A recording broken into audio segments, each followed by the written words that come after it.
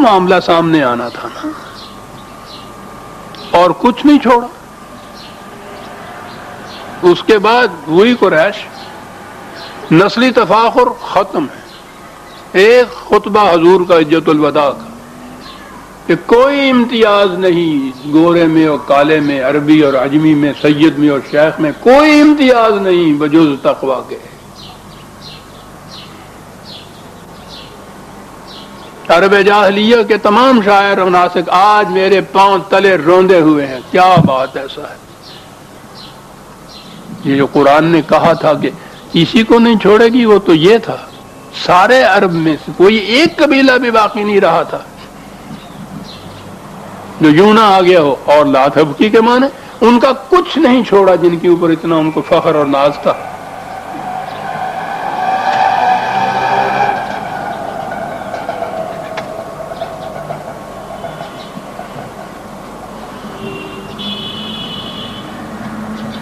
یہ تھا سقر، اور وہ سمجھتے تھے کہ کیا معنی ہے اس کے۔ اس کے معنی ہوتی ہے سخت دھات کی چیزوں کو پگھلا دینے والا۔ بات اس نے یہ کہی تھی نا کہ وہ کس طرح سے ادبرا واستکبرا، کہ دیکھیے اس کے مقابلے میں کیا لفظ آ رہا ہے۔ استکبار تو یہ معنی ہوتے ہیں نا، یوں سر کیے ہوئے کھڑا ہوا جناب۔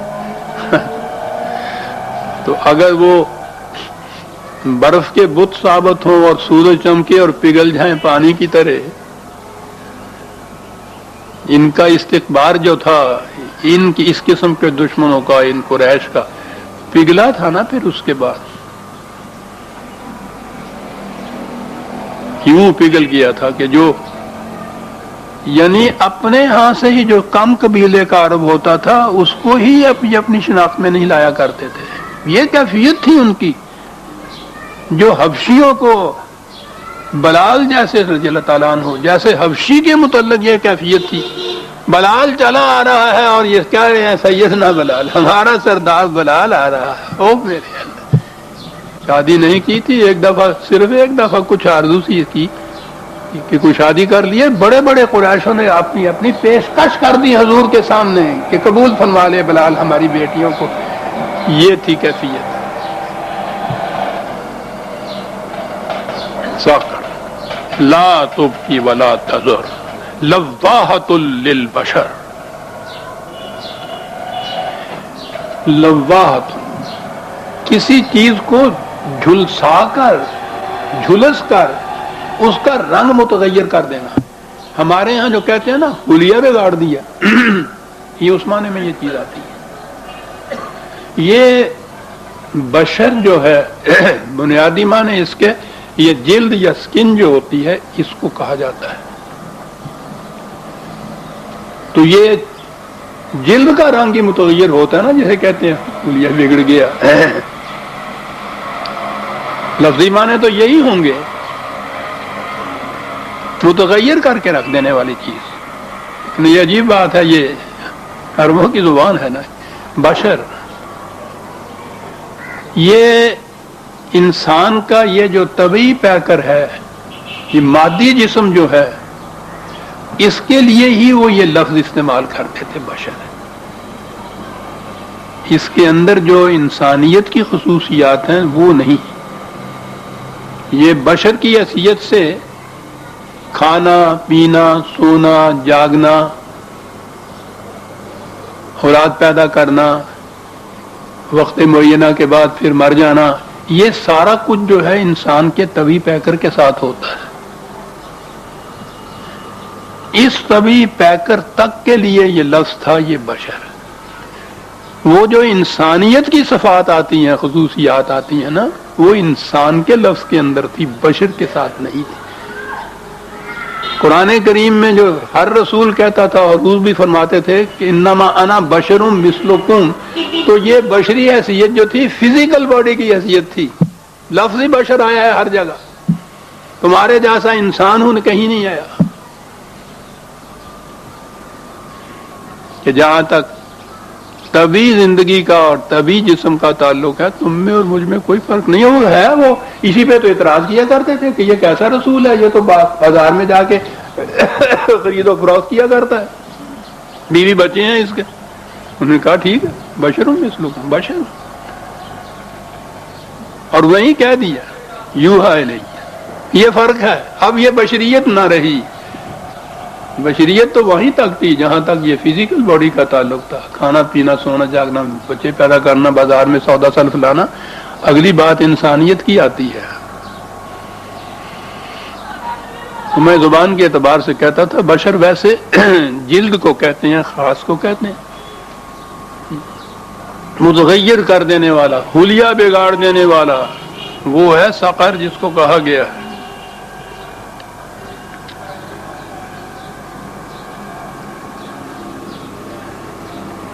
قرآن کریم میں سورہ آل عمران میں 2 قسم کی آیات کا ذکر آیا ہے. 3 شروع میں ہی ہے، 3/6 ہے وہ. جی ہاں، 3/6. هُوَ انزل علیک الکتاب منہ آیات محکمات ہن ام الکتاب وَأُخَرُ مُتَشَابِهَاتٌ. قرآن نے بتایا ہے کہ یہ آیات قرآن کی جو ہے 2 قسم کی ہیں، ایک محکمات، ایک متشابہات. جتنے احکام، قوانین، اقدار جن کا تعلق انسان کی ہدایت یا گائیڈینس سے ہے وہ محکمات کے الفاظ میں ہے. متعین الفاظ، متعین معانی، ان کے جو لفظ ہے وہ اس کے معنی. اگر اس نے سارق کہا ہے تو معنی چور کی ہے. یہ تو محکمات میں ہے. ان کے معانی واضح متعین ہیں، جن میں کسی قسم کا کوئی شک و شبہ نہیں ہو سکتا یا اس میں کوئی تضاد نہیں ہو سکتا، مفہوم سمجھنے میں اختلاف نہیں ہو سکتا. یہ محکمات میں. اور بعض حقائق ہوتے ہیں عام طور پہ جنہیں مابعد الطبیعیاتی کہتے ہیں، میٹا فزیکل، عالم امر، ملائکہ، جنت اور دوزخ وہاں کی، عرش خداوندی، ذات باری تعالی. یہ ایبسٹریکٹ ریئلٹیز ہیں، بسیط حقائق جن کو کہتے ہیں. یہ آئیں گے، لفظی ہوں گے ان کے لیے بھی، کیونکہ وہ تو قرآن عربی زبان کے اندر ہے. اور جب بھی کسی کتاب میں کوئی لکھا جائے گا یا کہا جائے گا تو الفاظ میں کہا جائے گا. الفاظ ان کے لیے بھی آئیں گے، لیکن وہ تشبیہات ہوں گی، متشابہات. یہ جو معنی اس کے کیے جاتے ہیں کہ بعض ایسے ہیں جن میں شبہ ہوتا ہے، معاذ اللہ، یہ تو قرآن کے دعوے کے خلاف ہے، لا رہا ہے وفی، وہ کہتا ہے متشابہات جن کو تشبیہاً بیان کیا جائے گا. یہ جو حقائق اس قسم کے ہوتے ہیں، بسیط حقائق کے ہوتے ہیں، ان کو ہمیشہ تشبیہات، استعارات، تمثیلات کے رنگ میں بیان کیا جاتا ہے. تو کہا کہ اس میں محکمات آیت ہیں جن کا تعلق احکام اور ہدایت سے ہے. واضح ہے. جب کہا یہ ہے کہ ماں کے ساتھ نکاح حرام ہے تو وہاں ماں سے مراد مدر ہی ہے. لیکن جہاں یہاں بھی جو کہا ہے ہن ام الکتاب، وہ محکمات جو ہیں وہ کتاب کی ماں ہیں، تو یہاں ام سے مراد یہ فزیکل مدر نہیں ہوگی. اسے کہتے ہیں تشبیہات سے بات بیان کرنا. تو کہا کہ وہ جو حقائق ہیں تشبیہات سے ان کو بیان کیا جاتا ہے. اور ان تشبیہات کے متعلق آگے یہ ہے کہ وہ ان کا جو مفہوم ہے خدا جانتا ہے، یا راسخون فی العلم جو ہیں وہ مفہوم ان کا سمجھ سکیں گے کہ معنی اس کے کیا ہیں. وہ وہی معنی تو نہیں ہوں گے جو لغت کے اعتبار سے میں نے ابھی عرض کیا نا کہ ام کے معنی تو ماں ہوتا ہے، لیکن ماں جس سے بچہ پیدا ہوتا ہے اور یہ ام الکتاب جسے کہا جاتا ہے، ان دونوں میں تو فرق ہوا نا. تو راسخون فی العلم ان چیزوں کو سمجھ سکیں گے. یہ وہ چیزیں ہیں کہ جو تشبیہات، تمثیلات، استعارات کے انداز میں بیان کی گئی ہیں. اور ہر زبان میں یہ ہے، اور عربی زبان تو اتنی وسیع ہے، اس کی تو تشبیہات اور استعارات کو پوچھیے نہیں، کتنی بڑی وسیع زبان ہے یہ. ایک ایک ان کے لیے 1000 لفظ جس زبان کے اندر ہو، تو یہ ساری چیزیں تشبیہات و استعارات میں ہی ہے نا، ورنہ ایک سامنے اونٹ ہے، اونٹ کا لفظ ہے بس، اور دوسرا لفظ ہی نہیں چاہیے اس کے لیے۔ تو یہ جو حقائق ہیں اس قسم کے، وہ اصطلاحاً ماوراء الطبیعیات اس کو کہتے ہیں۔ یہ حقائق جو ہیں ان کو تشبیہات اور تمثیلات کے رنگ میں بیان کیا جاتا ہے۔ اور کہا آگے یہ ہے کہ جن لوگوں کے دل میں کجی زیغ ہوتا ہے وہ ان تشبیہات کو الفاظ لے لیتے ہیں اور اس کے اوپر بات شروع کر دیتے ہیں۔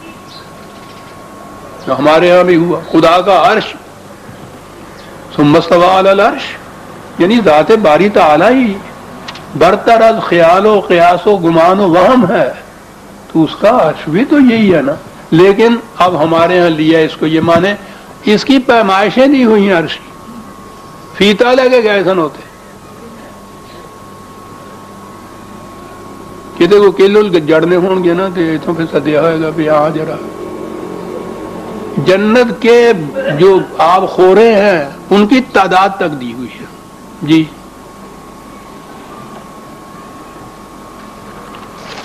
قرآن نے کہا کہ جن لوگوں کے دل میں زیغ ہے وہ ان تشبیہات کے الفاظ کے پیچھے پڑ جاتے کہ عرش کی لمبائی چوڑائی کتنی، فرشتے کتنے ہیں جو اٹھائے ہوئے، تھک جاتے ہیں تو بدلتے کیسے ہیں۔ راسخون فی العلم جو ہیں وہ یہ جانتے ہیں کہ اس تشبیہ سے مراد کیا ہے، تمثیل سے مراد کیا ہے۔ اور یہ جو چیزیں ہیں یہ ضروری نہیں کہ کسی ایک دور میں ہی متعین طور پر سامنے آئے۔ قرآن نے کہا ہے کہ ہم اپنی نشانیاں، تمہیں اپنی نشانیاں عالم انفس اور آفاق میں دکھاتے چلے جائیں گے حتی یتبین لہم انہ الحق، تاکہ اس طرح سے قرآن کا ہر دعویٰ حقیقت بن کے تمہارے سامنے آ جائے۔ تو گیا یہ تو جوں جوں علم انسانی حقائق پر پڑے ہوئے پردوں کو اٹھاتا چلا جائے گا، ہر پردہ جو اٹھے گا اس کے پیچھے جو سامنے نظر آئے گا وہ قرآن کے کسی دعوے کی صداقت کا ثبوت بن جائے۔ یہ ہے قرآن کا سمجھنا متشابہات کے متعلق۔ محکمات جو ہیں اس کے متعلق یہ بات نہیں ہے۔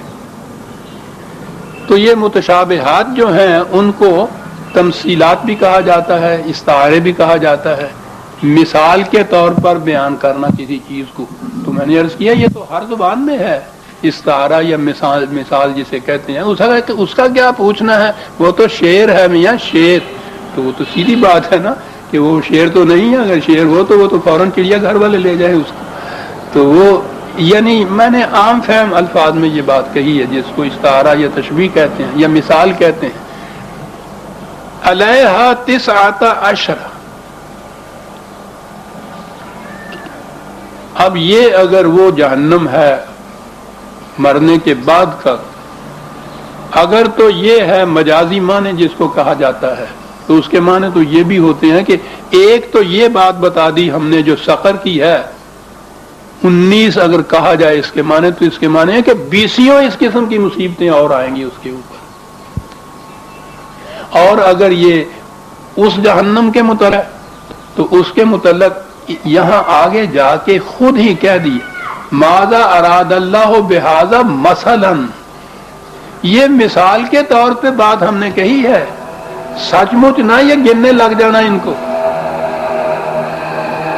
کہ آپ خوروں کی تعداد کتنی ہے مسئلہ۔ تو یہ اس قسم کے جو حقائق قرآن میں آتے ہیں وہ تمثیلی انداز میں بیان ہوتے ہیں۔ ہم نہیں کہہ سکتے کہ اگر یہ اسی کے متعلق ہے